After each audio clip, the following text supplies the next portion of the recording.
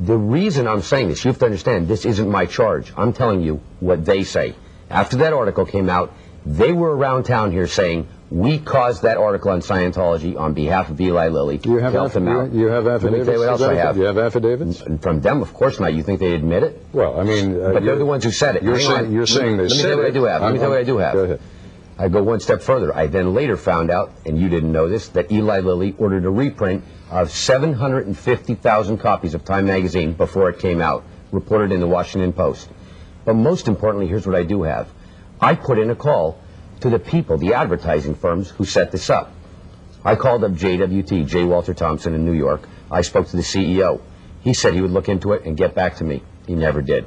I called up a man over in England who owns all these advertising and PR conglomerates for Eli Lilly, a man named Martin Sorrell.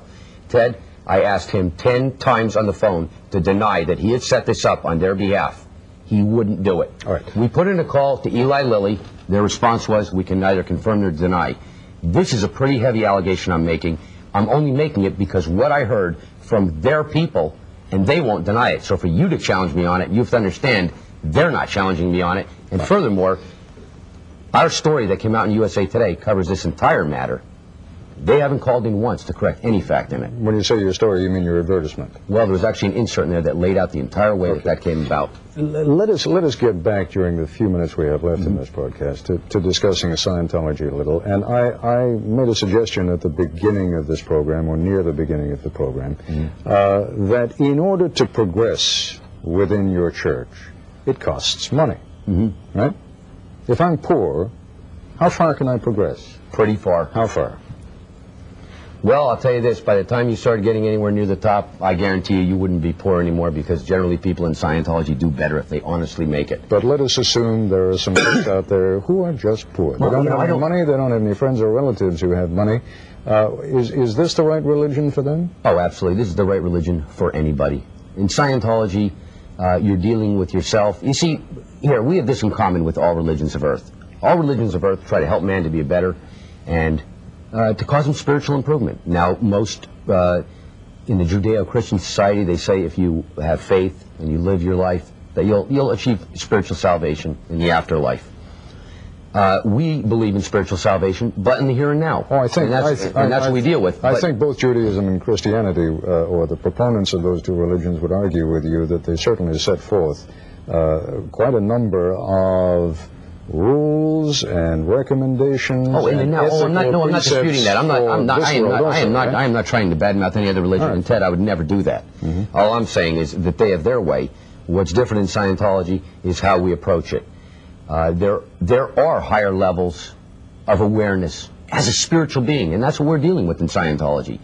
Now, for me to talk to you about this and for you to have a reality on it, I don't think I'm going to get that, and I'll tell you why. You don't have a reality on it.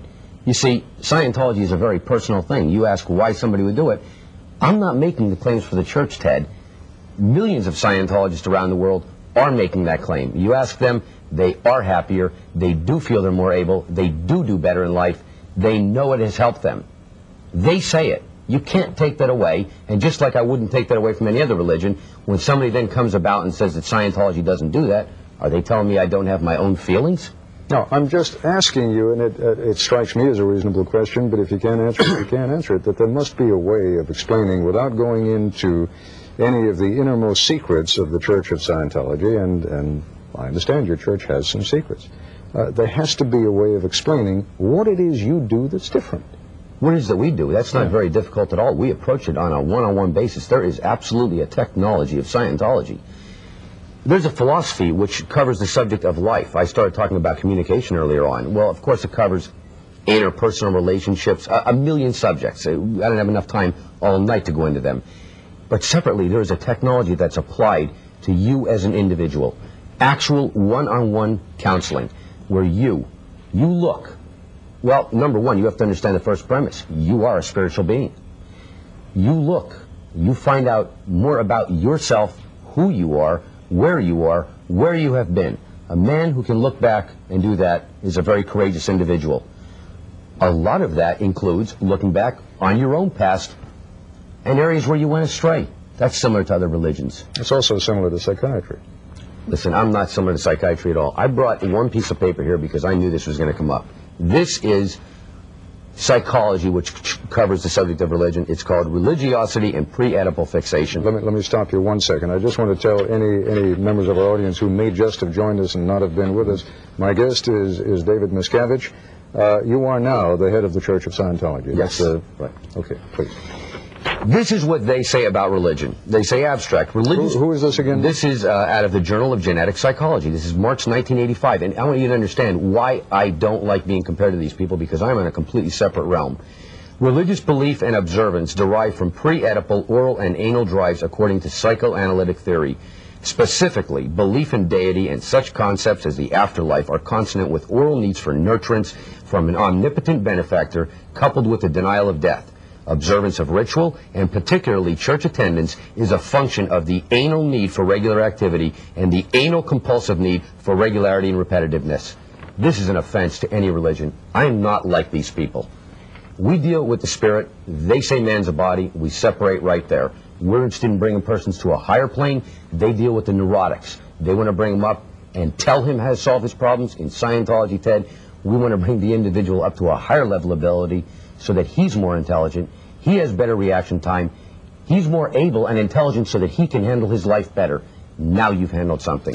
Explain to me, and again going back to the pieces that we saw before, and by necessity, even though we ended up doing 15 minutes on these pieces, you end up compressing things, sure. and I don't want to lead people astray. Talk to me for a moment about the e-meters. Those are those handles that you see people holding in the pictures, and they are dealing now with an auditor. An auditor is the person who, this is the one-to-one... Well, here's what happens.